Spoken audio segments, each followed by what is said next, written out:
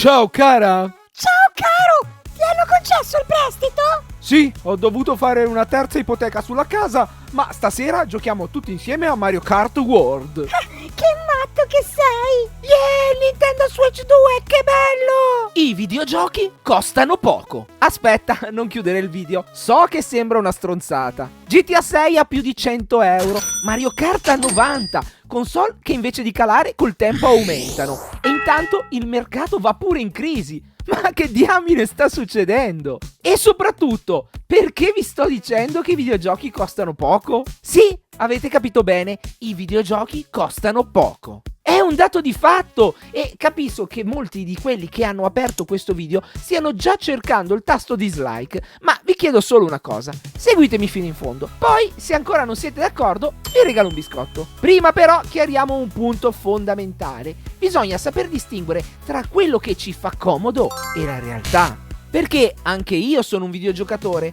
probabilmente da più tempo di voi, e anche io preferirei spendere meno quando compro qualcosa, perché i soldi non me li stampa la zia che lavora alla zecca. Ma quello che voglio io, come quello che volete voi, non cambia la realtà. Questo video non è una difesa d'ufficio alle major dell'industria, né uno schiaffo al consumatore, è solo un'analisi, fredda, oggettiva e, spoiler, un po' fastidiosa da digerire. Poi se vi urta non so che dirvi, ma il fatto che una cosa non ci piaccia non la rende automaticamente ingiusta. Purtroppo non funziona come nei videogiochi, non puoi semplicemente schiacciare skip sulla realtà. Quindi attivate i neuroni, via i preconcetti e cominciamo!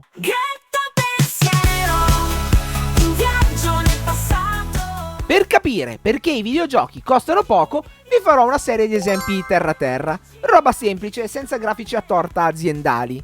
Partiamo da qua. Questo è un Intellivision, la mia prima console. Venne commercializzata in Italia nel 1982 e costava circa 350.000 lire. E lo stipendio medio di un operaio in quegli anni? Circa 600.000 delle vecchie lire. Tradotto? Per regalarmi questa più Donkey Kong, che costava 40.000 lire, mio padre ha dilapidato praticamente uno stipendio intero. Sì, perché è bene sottolinearlo, mio padre era un semplice operaio e io non sono certamente cresciuto nel lusso. In quegli anni le famiglie difficilmente si concedevano un capriccio, tipo che andare al cinema era considerata già una stravaganza da fare in occasioni speciali. Ero piccolo per ricordare bene, ma più o meno le cose devono essersi svolte così. Ciao moglie! Ciao marito, hai ritirato lo stipendio? Sì, ma il regalo di compleanno del nostro figliolo è costato più del previsto. Anche questo mese dovremo mangiare pane e cipolle. Oh no, ancora? Yeah, un videogioco, che bello! Sì, lo so cosa state pensando. Ma erano altri tempi. Certo, e i dinosauri giravano liberi per strada. Negli anni 70 e 80 la tecnologia costava un occhio della testa e i videogiochi erano roba da pochi nerd, mica mainstream come oggi. Ma attenzione, per sviluppare un videogioco bastava una persona, al massimo una manciata. Se riuscivi a vendere qualche migliaio di copie eri già una leggenda. Donkey Kong, nelle sue 1000 conversioni, ha venduto circa 3 milioni di copie. Roba grossa, considerando che il NES ancora non c'era e la base installata delle console era risibile rispetto ad oggi. E a proposito di NES, sapete quanto costava quando uscì in Italia nel 1987? Circa 300.000 lire, con Super Mario Bros. Incluso nella confezione. E i giochi? Da 70.000 a 90.000 lire. Con alcuni, come Super Mario Bros. 3, che superavano addirittura le 100. E lo stipendio medio a fine anni 80? Circa 800.000 lire. Morale, anche lì per comprare console e un paio di giochi ci lasciavi mezzo stipendio. Ma che grafica rispetto all'Atari. Ora, non vi faccio la lista della spesa di tutte le console e i giochi usciti dagli anni 80 a oggi, ma il punto è questo. Se confrontiamo il costo di un videogioco allo stipendio medio, il rapporto è rimasto quasi invariato per decenni. Altro esempio lampante, sempre in lire. Quando uscì il Super Nintendo, i giochi costavano da 120.000 a 180.000 lire e lo stipendio medio era di 1 milione. Quindi per comprarti 10 giochi non ti bastava buttarci tutto lo stipendio. Bella roba, eh? Poi arriva l'euro e per noi videogiocatori è tipo l'arrivo della Madonna. Lasciando perdere le cagate che si leggono su Facebook da parte dei miei coetanei boomer, che di economia ne capiscono quanto un Pikachu la fisica quantistica, il prezzo dei giochi con l'euro resta praticamente invariato. Un titolo per PlayStation costava circa 120.000 lire e con l'euro venne convertito a 60 euro. La serie Platinum, cioè quella economica, 30 euro, ma di questo parliamo dopo. Quindi, inizio degli anni 2000. Un gioco 60 euro, stipendio medio 1000. Considerando queste cifre, in pratica, con uno stipendio di giochi volendo te ne compravi 16. Oggi, stessa roba più o meno, ma sono passati 25 anni, con una differenza sostanziale. Come dicevamo prima, per fare un gioco negli anni 80 servivano una dozzina di persone, oggi centinaia, se non migliaia. Quindi, ricapitolando, i costi di sviluppo sono enormemente aumentati, ma i prezzi al pubblico sono rimasti più o meno gli stessi. E allora mi chiedo, vi sembra ancora che i videogiochi costino troppo cari? O magari costano pure troppo poco? E attenzione, lo so che anche i supporti mediamente erano più costosi 30 anni fa, mentre oggi certamente stampare un CD costa meno di una cartuccia, però il concetto è che probabilmente se i videogiochi non sono saliti enormemente di prezzo negli ultimi decenni è anche per questo e per i guadagni derivanti dal software digitale che sostanzialmente al produttore fa risparmiare una marea di soldi tra produzione e distribuzione. Io credo però che oggi il problema non sia il costo del singolo gioco, ma di come consumiamo i videogiochi. Da ragazzino compravo 2 o 3 giochi all'anno, ora tra mega sconti, offertone e sconti flash c'è chi ne compra addirittura 2 o 3 al mese. È ovvio che 80 euro ti sembrino troppi se pensi di doverli spendere ogni 2 settimane. Eppure i modi per risparmiare esistono, tipo Instant Gaming, dove trovi i giochi anche al day one al prezzo ridotto. E anzi, se vuoi farti un favore, iscriviti anche al mio canale Telegram Il Grattapensiero, dove pubblico offerte, sconti e codici per risparmiare senza rubare. Link in descrizione. Ma c'è un'altra cosa, i giochi di una volta erano brevi e difficili. Oggi sono lunghi e facili. Super Ghost and Ghost su Super Nintendo? Te lo fai in 2 ore se sei bravo, ma per diventare bravo dovevi tirare giù santi dal calendario per settimane. Oggi la gente non vuole sbattersi, vuole giocare rilassata e allora il gioco deve durare 10-20 ore, se no, ma non vale 80 euro. Ma questo è figlio anche della necessità dei produttori di dover arrivare ad un pubblico sempre più vasto, pubblico che ad un gioco difficile non ci giocherebbe. Non tiratemi in ballo i Souls perché sono l'eccezione che conferma la regola. Poi, per carità, anche io oggi non ho più voglia di impazzire dietro un videogioco frustrante, ma questo perché, appunto, i tempi sono cambiati. Consumiamo più giochi e non solo. Non dimentichiamo infatti la concorrenza. Netflix, Disney Plus, TikTok, YouTube.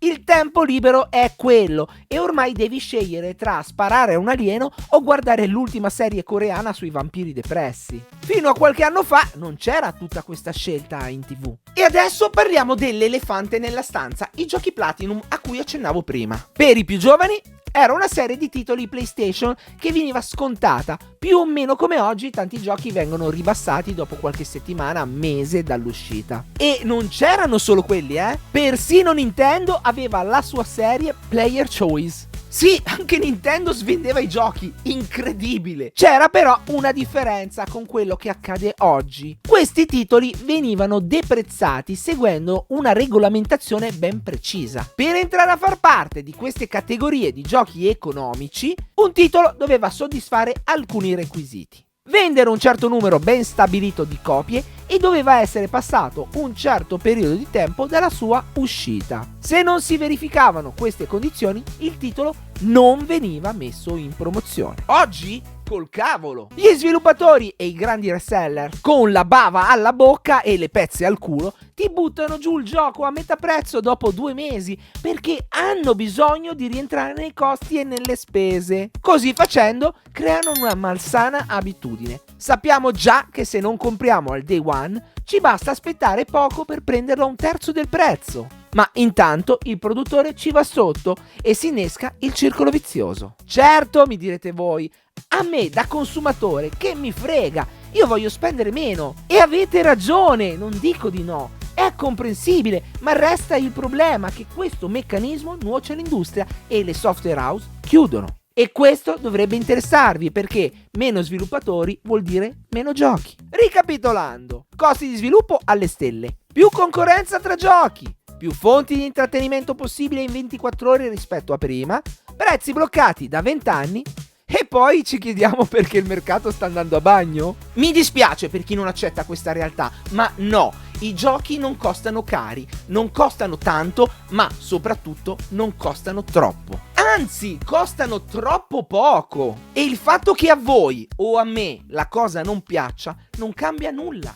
Resta il problema. Ragazzi, fatemelo ribadire ancora una volta. Non sto dicendo che dobbiamo stappare lo spumante se i giochi aumentano di prezzo. Però non accettare che i prezzi non siano così alti come noi percepiamo è quantomeno miope da parte nostra. Forse dovremmo farci un esame di coscienza e metterci ogni tanto nei panni di chi videogiochi li fa. Non solo pensare a quanti ne vogliamo comprare. E ripeto, so che è difficile accettarlo, ma i tempi delle vacche grasse del gaming sono finiti da un bel po'. Quindi, quando vedete un gioco uscito 3 mesi fa a 20 euro invece che 80, fate bene a comprarlo. Ma che vi piaccia o no, questa politica del deprezzamento dei giochi è deleteria, è sbagliata e non fa bene al mercato. Non è stata attuata per fare un favore al consumatore, ma per cercare di mettere una pezza alle scelte scellerate di un mercato che sta colando a picco. E anche se ci fa comodo, siamo stati abituati